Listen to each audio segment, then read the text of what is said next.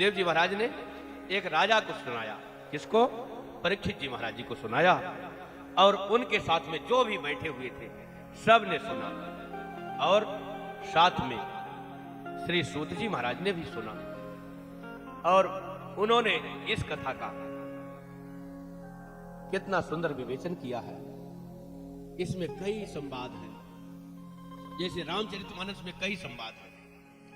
श्री शिव पार्वती संवाद, श्री कागभूषुंडी गरुड़ जी का संवाद, याज्ञवल जी भरद्वाज जी का संवाद, और श्री नरहरयानंद और गोस्वामी तुलसीदास जी महाराज जी का संवाद। और गोस्वामी तुलसीदास जी महाराज ने अपने मन से कथा कही है, मन को सुनाया। तो उनके मन के माध्यम से हम सब ने सुन लिया। उनका मन जो बोलता गया, मन को सुनाया, और मन जो बोलता गया लिख गया। अब उसको हम सबको ही सुन रहे हैं। इस प्रकार से भागवत महापुराण शाखा दर शाखा यानी आचार परंपरा से आया, इसलिए इसमें कोई विकृति नहीं हुई, ज्यों का त्यों हमें प्राप्त हो गया। आचार्य परंपरा से जो ज्ञान प्राप्त होता है वही वास्तव में अक्षुण्ण होता है, अखंडित होता है, अवचल भक्ति को देने वाला होता है। इसीलिए गुरु बिन भव निरतरय न कोई, जो विरंज शंकर श्रम होई। गुरुदेव के बिना इस संसार सागर में कोई भी नहीं तरता, चाहे शंकर और ब्रह्मा के समान हो। उनको भी आचार्य को की यानी गुरुदेव की आवश्यकता होती है। श्री सूत जी महाराज जी से शौनकादि ऋषि कहते हैं, त्वया खलु पुराणानि सेतिहासानि चानघ आख्यातान्यप्यधीतानि धर्मशास्त्राणि यान्युतः। हे गुरुदेव, आप इतिहास के ज्ञाता हैं। श्री सूत जी महाराज जी से शौनकादि ऋषि कहते हैं, आप पुराणों के ज्ञाता हैं, आप शास्त्रों के ज्ञाता हैं। इसलिए आपसे मैं एक नहीं 6 प्रश्न करूंगा, जिनके आधार पर भागवत का संपूर्ण सार निहित है। 6 प्रश्न किया है। किम श्रेयः शास्त्र सारः कः स्वावतार प्रयोजनम, किम कर्म केवतारस्य धर्मम कम शरणं गतः। किम श्रेयः,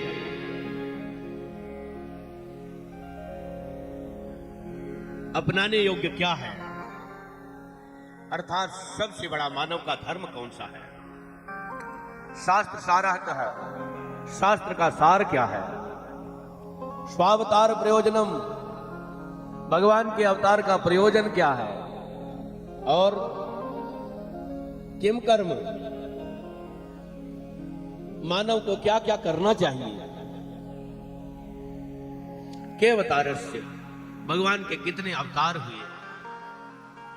और धर्मम कम शरणम गतः, भगवान कृष्ण जब अपनी लीला संवरण करके चले गए तो धर्म किसकी आड़ में, किसकी सहायता में, किसकी शरण में गया।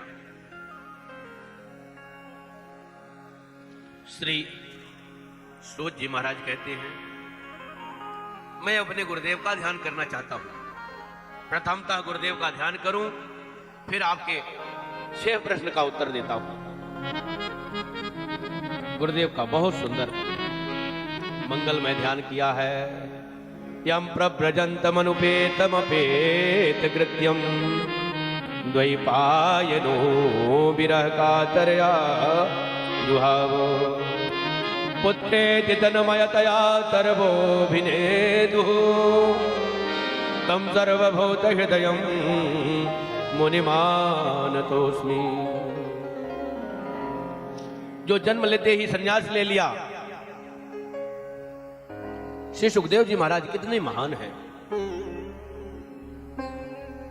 पहले तो गर्भ से ही निकल नहीं रहे थे। 12 वर्ष तक मां के गर्भ में सुखदेव जी महाराज निवास किए। श्री वेदव्यास जी महाराज ने कहा, बेटा बाहर आओ, तुम्हारी मां को कष्ट है। उन्होंने कहा बाहर आऊंगा। तो भगवान की माया बड़ी बलवती है, घेर लेंगे। श्री वेदव्यास जी महाराज ने कहा कि मैं भगवान से पूछ लेता हूं, यदि भगवान की माया तुम्हें नहीं घेरा तब तो आ जाओगे? हाँ हाँ, भगवान हरि स्वयं आकर के कहेंगे कि मेरी माया तुम्हें नहीं घेरेगी तब मैं आऊंगा। भगवान स्वयं उनसे जाकर के सुखदेव जी से कहते हैं, बेटा मेरी माया तुम्हें नहीं घेरेगी, तुम बाहर आओ और लोक का कल्याण करो। तुम तो माया से पार करने वाले होगे, तुम्हें माया नहीं घेरेगी। माया जनित विकार तुम्हारा नाम लेकर के हट जाएगा। माया और मोह से तुम पार करने वाले होगे। तुम घबराओ मत, मेरी माया तुम्हें नहीं घेरेगी। ऐसा सुनकर के बाहर आए और बाहर आते ही संन्यास ग्रहण कर लिया।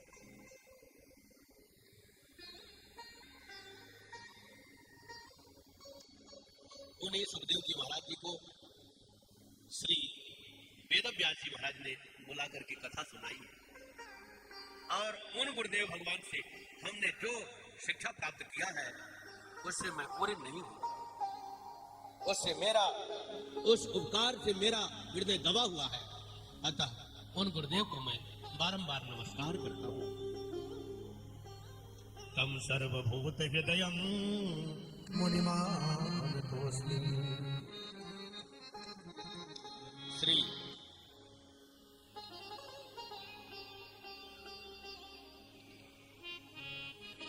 सुखदेव जी महाराज जी को प्रणाम किया और भागवत आरंभ किया।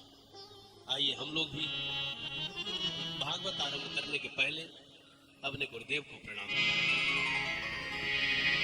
जैसे मंदिर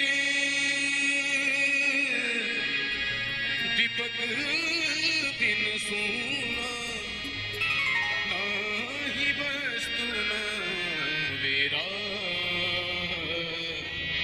गुरु बिन घोर अंधेरा, साधो रे गुरु बिन घोर अंधेरा, साधो रे गुरु बिन घोर। जैसे मंदिर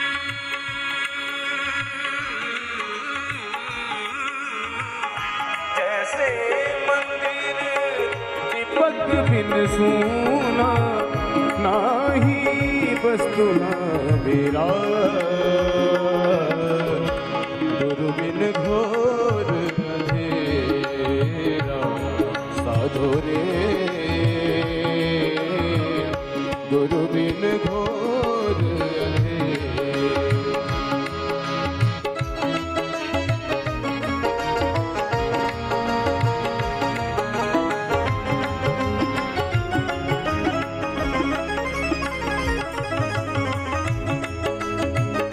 जय हो सद्गुरुदेव भगवान की।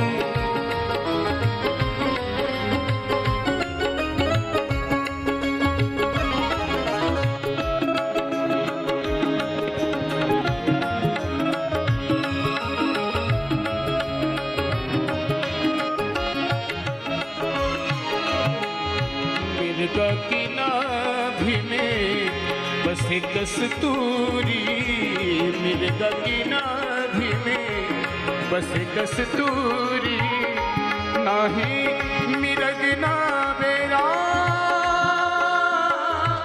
नाही मिरग ना बेरा,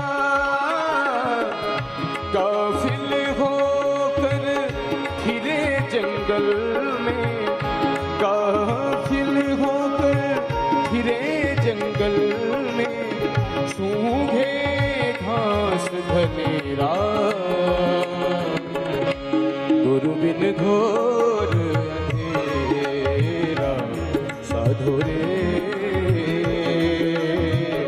गुरु बिन घोर अंधेरा।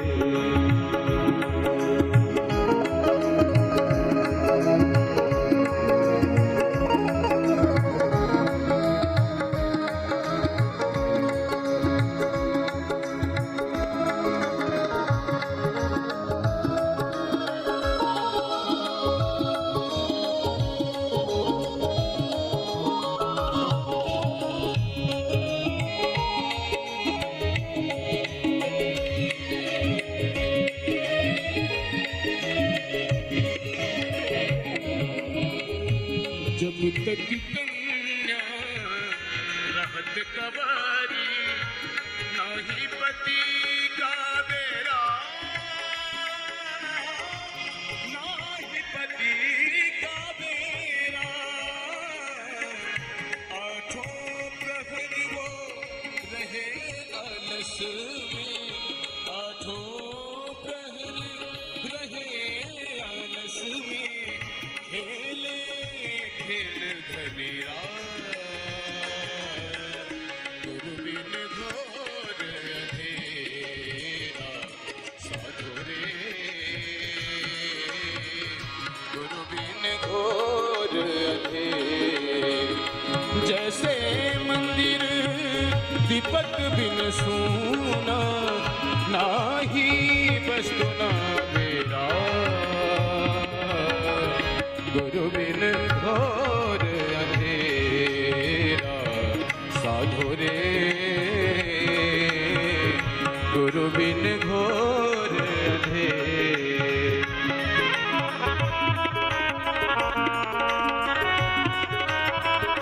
जय हो।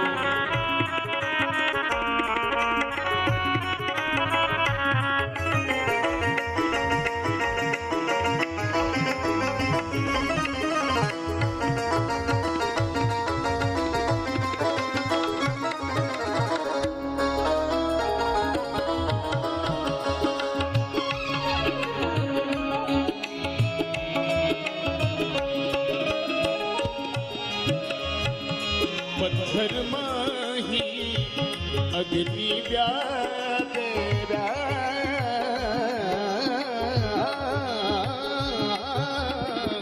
पत्थर माही अग्नि व्यापे, नाही पत्थर ना बेरा, नाही पत्थर ना बेरा, चकमक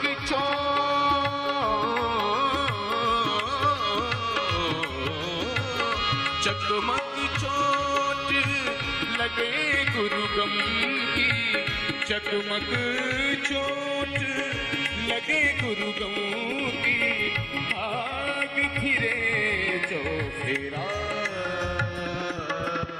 गुरु बिन घोर अंधेरा, साधो रे गुरु बिन घोर अंधेर, जैसे मंदिर दीपक बिन सोना,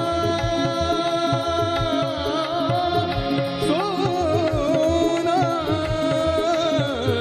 जैसे मंदिर दीपक बिन सोना, नाही वस्तु ना मेरा, गुरु बिन घोर अंधेरा, साधो रे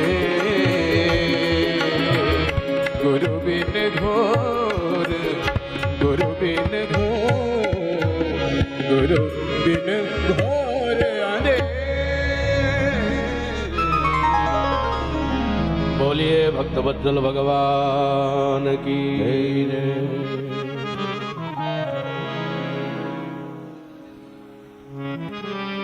श्री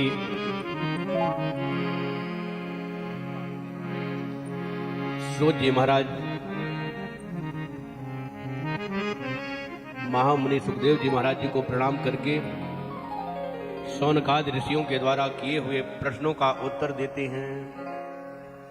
मानव के लिए परम धर्म क्या है, बड़ा सुंदर उत्तर देते हैं। सबई पुंसाम परो धर्मो यतो भक्ति रधोक्षजे अहेतुक्य प्रतिहता ययात्मा प्रसीदति। सभी पुरुषों के लिए सबसे बड़ा धर्म है भगवान की भक्ति करना। वह भी भक्ति कैसी हो, भजन सबको करना चाहिए, मानव मात्र को भजन करना चाहिए। और वह भक्ति कैसी हो, अहेतुक प्रतिहता, अहेतुक की भक्ति हो जिसमें किसी भी प्रकार का कारण न हो, जैसे हम पिता की सेवा करते हैं, माता की सेवा करते हैं, तो इसलिए न करें कि वो हमको संपत्ति दे रहे हैं, इसलिए माता पिता की सेवा करना हमारा धर्म है। हम गाय ब्राह्मण का सम्मान करते हैं तो इसलिए नहीं कि उनसे हमें कोई स्वार्थ है, इसलिए गाय ब्राह्मण का सम्मान करना हमारा धर्म है।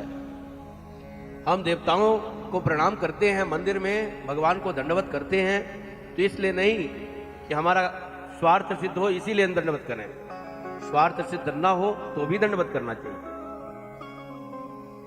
गुरु को प्रणाम इसलिए नहीं करना चाहिए कि मेरा काम हो जाए तभी करेंगे, काम हो या ना हो गुरु को प्रणाम करना उसी तरह आवश्यक है जैसे माता पिता की सेवा करना आवश्यक है।